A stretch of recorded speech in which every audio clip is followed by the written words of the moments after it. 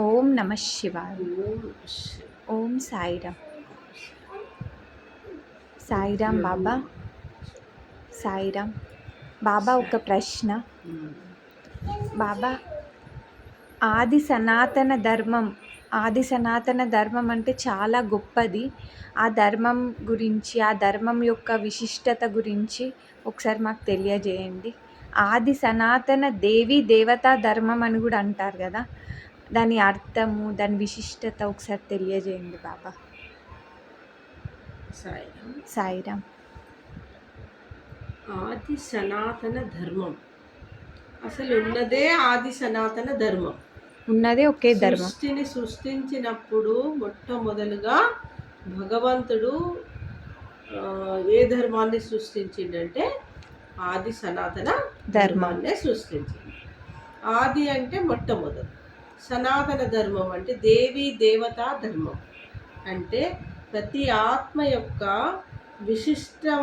ప్రతి ఆత్మ అనేది ఒక విశిష్టమైన ఉన్నత స్థానంలో ఉంటుంది నాన్న. సతో ప్రధాన స్థితిలో ఉన్నప్పుడు, పరిపూర్ణత్వాన్ని పొందినప్పుడు, శుద్ధత్వంతో, దివ్యత్వంతో, దివ్య చైతన్య స్థితిలో ఉన్నప్పుడు ఆది సనాతన ధర్మం అనేది సృష్టించబడ్డది. అక్కడ దేవి దేవతలు మాత్రమే జీవించేది. మరి ఆ యొక్క మూలం నుంచి ఇప్పటి వరకు ఆ ఆది సనాతన ధర్మం అనేది సత్య, త్రేత, ద్వాపర, కలియుగం వరకు కూడా దాని యొక్క మూలాలు ఎక్కడున్నాయి నాన్న? సత్యయుగంలో ఉన్నాయి. భగవంతుడు సృష్టించింది. ఇప్పటి వరకు కూడా ఆ ధర్మంలో నుంచి అందరూ పుట్టుకోరావడం అనేది జరిగింది. ఆత్మ క్షీణించడం వల్ల ఆ ధర్మాన్ని ఏమైపోయింది, ఆ ధర్మము మర్చిపోయి అనేక ధర్మాలలోకి వెళ్ళడం అనేది జరుగుతుంది. అంటే అనేక ధర్మాలు ఎప్పుడు వచ్చినాయి అసలు తెలుసా? ద్వాపరం సగం నుంచి, ద్వాపర యుగము సగం నుండి ఈ యొక్క 9 ధర్మాలు అనేటివి రావడం జరిగింది. ఎందువల్ల అంటే తన ఆత్మ యొక్క స్థితి కోల్పోయిండు. మనిషి కోల్పోయి ఎవరి ఫాలోవర్స్ అంటే వాళ్ళ ఫాలోవర్స్లకు వెళ్ళడం అనేది జరిగింది. మరి ఎవరైనా కూడా, ప్రతి మానవుడు కూడా ఒక భగవంతుడు సృష్టి కదా నాన్న. ఏ ధర్మంలో వాళ్ళైనా కూడా ఇప్పుడు అల్లా మాలిక, అల్లా అంటారు ముస్లిమ్స్. మరి అల్లా అంటే ఎవరు ఇక్కడ? శివుడే, నిరాకార స్వరూపుడే. మరి క్రిస్టియన్స్ ఏమంటారు? గాడ్ ఈజ్ లైట్ అంటారు. అది ఎవరు మరి? శివుడే. లైట్ అన్నప్పుడు కూడా ఒక నిరాకార తత్వం, దీపం అన్నట్టు, జ్యోతి అన్నట్టు.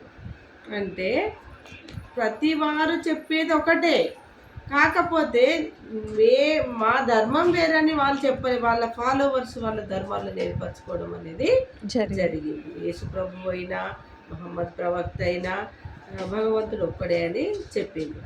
అది నిజంగా ఉన్నది కూడా అంతే కదా నాన్న. అసలు భగవంతుడు అనేవాడు ఒక్కడు, 33 కోట్ల మంది దేవతలు ఉంటారు. ఆ దేవతల యొక్క ఆత్మ క్షీణత వల్ల ఏమైపోతుంది? కలియుగ అంతిమానికి వచ్చేసరికి దేవత కాస్త మానవుడైతాడు, మానవుడు కాస్త రాక్షసులుగా మారిపోతారు. అంటే వాళ్ళ బుద్ధి యొక్క క్షీణత అనేది క్షీణించడం జరుగుతుంది. బుద్ధి క్షీణించినప్పుడు వాళ్ళ యొక్క సత్మార్గం అనేది ఏమైపోతుంది? మాయమైపోతుంది. మాయమైపోయి అనేక ధర్మాలు అనేటివి రావడం జరుగుతుంది. కానీ ఆది సనాతన ధర్మం అంటే దేవి దేవత యొక్క ధర్మము. దాన్ని ఇప్పుడు హిందూ మతంగా చెప్తున్నారు. అసలు మతమే కాదు అది. హిందూ అంటే అర్థం ఏంటిది? హిమ్ అంటే హింస, దు అంటే దూరం పెట్టడం. అంటే అసలు ఆది సనాతన ధర్మం దేవి దేవతా ధర్మాన్ని హిందూ ధర్మంగా చెప్పబడుతుంది. దేవి దేవతలు హింసని ఏం చేసిండ్రు నాన్న? దూరం పెట్టేది. మరి ఈ కలియుగ అంతిమంలో ఆది సనాతన ధర్మంలో పుట్టిన వాళ్ళు కూడా మరి హింసను ఏం చేస్తున్నారు? హింస చేస్తున్నారు. హింసాయుతమైన మార్గంకి వెళ్ళిపోతున్నారు. హింసాయుతమైన ఆలోచనలు చేస్తున్నారు. మనుషులనే చంపుకోవడం కాదు, అనేక మూగ జంతువులను కూడా ఏం చేస్తుండ్రు? చంపి వాళ్ళ ఆహారంగా స్వీకరిస్తున్నారు. మరి అది ఆది సనాతన ధర్మం ఎట్లా అవుతుంది? ఆది సనాతన ధర్మంలో పుట్టిన వాళ్ళు కూడా ఆ యొక్క హింస మార్గానికి వెళ్ళిపోయారు. అంటే వాళ్ళ తప్పు కాదది, బుద్ధి క్షీణత. అంటే ఆత్మక్షీణ అజ్ఞాన అంధకారంలో జన్మలు అనేకము కావడం వల్ల వాళ్ళు ఏమనుకుంటారు, దేవి దేవతలకు అవి హారం, ఏమంటారు దాన్ని, నైవేద్యంగా పెట్టి ఎన్నో శక్తులు పొందొచ్చు ఏదో. కానీ అసలు భగవంతుడు దేన్ని నైవేద్యంగా పెట్టమన్నాడు? నీ లోపల ఉన్న పంచవికారాలను భగవంతుడి యొక్క పాదాలకు అర్పించేసేయాలి. అర్పించినప్పుడు నువ్వు అనేక నైవేద్యాలు పెట్టడంతో సమానం అవుతుంది. అది నేర్పిస్తున్నది ఆది సనాతన ధర్మం అనేది. కానీ హింసాయుతమైన మార్గాన్ని నేర్పించడం లేదు. మరి ఆది సనాతన ధర్మంతో పాటు అన్ని ధర్మాల వాళ్ళు కూడా హింసాయుత మార్గంలోనే వెళ్తున్నారు. మరి ఆది సనాతన ధర్మం అంటే ఎంత గొప్పది అసలు. దేవి దేవతలే ఆది సనాతన ధర్మంలో పుట్టిండు. మరి అక్కడ నారాయణుడైతే ఇక్కడ త్రేతాలో రాముడైండు, రాముడైతే ఇక్కడ ద్వాపరంలో కృష్ణుడైండు. మరి తాను ఎట్లా జన్మలు తీసుకున్నాడో తనతో ఉన్న ప్రజలు కూడా అట్లాగే జన్మలు తీసుకుంటారు కదా.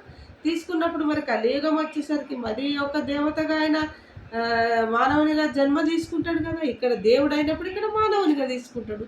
మళ్ళీ ఆత్మ క్షీణించడం వల్ల పరిపూర్ణతను పొంది ఒక గురు సాన్నిధ్యాన్ని పొంది, రాముడైనా కృష్ణుడైనా ఎవరి యొక్క సాన్నిధ్యాన్ని పొంది గొప్ప వాళ్ళు అవుతారు. గురు సాంగత్యం ఎవరైనా సరే లోకంలో గురు పాదాలకు శరణాగతి అయి గురు యొక్క సాన్నిధ్యాన్ని పొంది, గురువు అనేవాడు మన లోపల ఉన్న అజ్ఞాన అంధకారాన్ని తొలగించి జ్ఞాన బీజాన్ని వేసి అసలు ఆది సనాతన ధర్మం యొక్క విశిష్టతను అణువణువు నుంచి లోపల నుంచి బహిర్గతం పెట్టేవాడే అసలైన గురువుగా చెప్పబడుతుంది.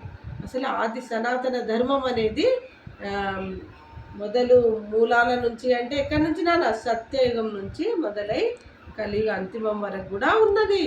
కానీ దానిలో ఉన్న విశిష్టతను మానవుడు, నేటి మానవుడు ఆత్మక్షీణత వల్ల మర్చిపోయింది. ఎవరిది తప్పు కాదు నాన్న.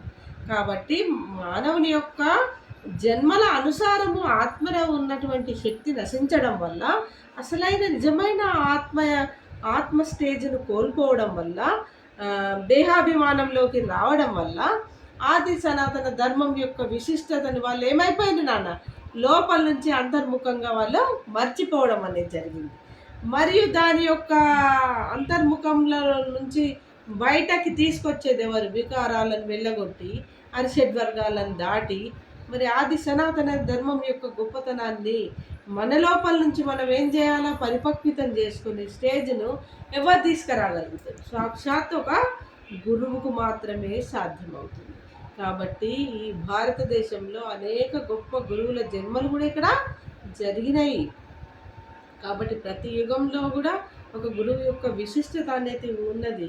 ఇక్కడ కలియుగంలో కూడా వీర బ్రహ్మేంద్ర స్వామివారు జన్మించి కాలజ్ఞానాన్ని రాసిండు. తన ఆత్మశక్తితోటి రాసి సత్య త్రేత ద్వాపరం కలియుగం వచ్చేసరికి అంతిమంలో ఉన్నాం. లాస్ట్ కలియుగ అంతిమంలో ఇలాంటి సన్నివేశాలు జరుగుతాయి. ప్రళయంలో కాల గర్భంలో ఈ భూమి అనేది కొట్టుకుపోతుంది. మరియు లాస్ట్కు ఆది సనాతన ధర్మం యొక్క గొప్పతనాన్ని తెలుసుకున్నవాడు మాత్రమే మిగులుతాడు. ఆత్మిక స్టేజిలో ఆత్మానందాన్ని పొంది గురువు యొక్క సాన్నిధ్యంలో పురుషోత్తముల్ని ధ్యానించిన వాడు మాత్రమే ఏం చేస్తాడు నాన్న ఇప్పుడు మిగిలడం అనేది జీవన్ముక్తిని పొందుతాడు. ఆ జీవన్ముక్తిని పొందిన వాళ్ళు ఒక సూర్యవంశీయులు అవుతారని, మళ్ళీ ఆ సూర్యవంశీయులే పాండవుల లాంటి వారు. లోకమంతా కౌరవులైనప్పుడు పంచ పాండవులు ఎంతమంది నాన్న? 5గురే. అంటే చాలా తక్కువ జనాభా మాత్రము ఆత్మిక స్టేజ్లో ఉండి ఇప్పుడు సత్యయుగ అన్వేషణలో వెళ్ళడానికి ప్లానింగ్ కూడా స్టార్ట్ అయిపోయింది నాకు. అంటే భగవంతుడు ఆడుతున్న షూటింగ్ పీరియడ్లో ఆ యొక్క కార్యం కూడా మొదలైపోయింది. అంటే ఎవరెవరు ఆత్మిక స్టేజ్కి వెళ్ళిపోయేవాళ్ళు, భక్తి మార్గము, యజ్ఞాలు, యాగాదులు అనేకం జరుగుతున్నాయి అన్నట్టు. కాబట్టి కౌరవుల లాంటి వాళ్ళు ఒక సైడు, పాండవుల లాంటి వాళ్ళు ఒక సైడ్ వెళ్ళడం అనేది ఆసన్నమయ్యే సమయం కూడా దగ్గరికి వచ్చింది. ఆది సనాతన ధర్మ విశిష్టత ఓన్లీ ఒక గురువు మాత్రమే చెప్పగలుగుతాడు, చాలా చక్కగా బోధించగలుగుతాడు. దాని యొక్క నిర్వచనము బాబా ఈ విధంగా ఈరోజు నా ద్వారా చెప్పించడం అనేది జరిగింది. సాయిరామ్. అంటే ఆది సనాతన ధర్మము అనేది దేవి దేవతా ధర్మం అంత గొప్పనైనది. హిందూ ధర్మంగా చెప్పబడుతుంది. హింసను దూరం పెట్టాలి. హిం అంటే హింస, దు అంటే దూరం పెట్టడము అని అర్థము. కాబట్టి దానిలో ఒకే కులం, ఒకటే భగవంతుడు. అంటే ఏం కులం ఇక్కడ? మానవ కులం. ఏం కులము? మానవ కులం. నాన్న కులం లేదు, మతం లేదు, అందరూ మానవులంతా పరమాత్ముడి యొక్క పిల్లలే. ప్రతి మానవుడే కాదు, జీవకోటి ప్రాణులలో ఉన్న ఆత్మ కూడా పరమాత్ముని సంతానంగా చెప్పబడింది. అంటే ఆది సనాతన ధర్మం ఏమని చెప్తుంది? ఈ యొక్క నిర్వచనాన్ని ఇవ్వడం అనేది జరిగింది. కలియుగ అంతిమంలో మరి చివరగా ఒక పురుషోత్తముడు భూమిపైన అడుగు పెట్టడం అనేది జరుగుతుంది. వీర బ్రహ్మేంద్ర స్వామి ఏం చెప్పిండానా? నేను 2020 తర్వాత ఈ భూమిపైకి రావడం అనేది జరిగినప్పుడు ఈ యొక్క కలియుగం ఏమైపోతుంది? అంతరించిపోతుంది. ఒక కమల పుష్పాలు లాంటి మానవులే సత్యయుగానికి వెళ్ళగలుగుతారు అని కూడా చెప్పడం జరిగింది. ఆ సమయం కూడా ఆసన్నమైంది. కాబట్టి అందరు కూడా భగవంతుడి యొక్క సాన్నిధ్యాన్ని పొందడానికి గురువు యొక్క జ్ఞానాన్ని ఎల్లవేళలా మనము వింటూ ధ్యానం చేస్తూ అసలైన సత్యాన్ని తెలుసుకోవాల్సిన అవసరం చాలా ఉన్నది. కాబట్టి ఆది సనాతన ధర్మం అంటేనే భగవంతుడు ప్రసాదించినటువంటి ధర్మం అది. సాక్షాత్ భగవంతుడు స్థాపించిన ధర్మం అది. దేవి దేవత ధర్మం. ఏ మానవుడు తక్కువ కాదు ఇక్కడ. ప్రతి మానవుడు కూడా భగవంతుడి యొక్క సంతానమే. వారిలో ఉన్న ఆత్మ అనేది చాలా గొప్పనైనది. పరమాత్మ స్వరూపము ఆత్మ. అంటే ఆ ఆత్మ శక్తికి వెళ్ళడం అనేది ఒక గురువు వల్ల సాధ్యమవుతుంది. కాబట్టి గురువును దేవతల కంటే కూడా చాలా గొప్ప ఉన్నతమైనటువంటి స్థానంలో ఆరాధించవలసిన అవసరం ఉన్నది. మరి ఎలాంటి గురువులు అంటే ఆత్మజ్ఞానాన్ని బోధించేవాళ్ళు. ఆత్మజ్ఞానాన్ని బోధించక శాస్త్రపరమైనటువంటి విషయాలను ఎవరు రచించిండ్రు? మానవులు రచించిండ్రు. మరి ఆది సనాతన ధర్మాన్ని ఎవరు రచించిండ్రు? భగవంతుడు రచించిండ్రు. మరి దాంట్లో ఉన్న మానవులే దేవతనే లాస్ట్కి ఏమైపోతున్నాడా? ఈ కలియుగ అంతిమంలో రాక్షస గుణాలతో, వికారాలతో వాళ్ళ యొక్క పరిపూర్ణత్వాన్ని మర్చిపోయి అద్వైత స్థితి నుంచి ద్వైత స్థితిలో అనేక దేవీ దేవతలను ఆరాధించి అసలైన తండ్రిని ఏమైపోతుంది? మరిచిపోతున్నారు. కాబట్టి 30 దేవతల ఆరాధన నా ఆరాధన కిందికి వస్తుందని సాక్షాత్ భగవంతుడు గీతలో ప్రబోధించడం జరిగింది. భగవద్గీత అన్ని పురాణాల కంటే అతి ముఖ్యమైనటువంటి గీతం ఏంటిది? భగవద్గీత.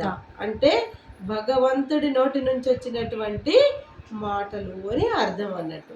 అందులో ఇంతటి తత్వాన్ని బోధించిండు భగవంతుడు.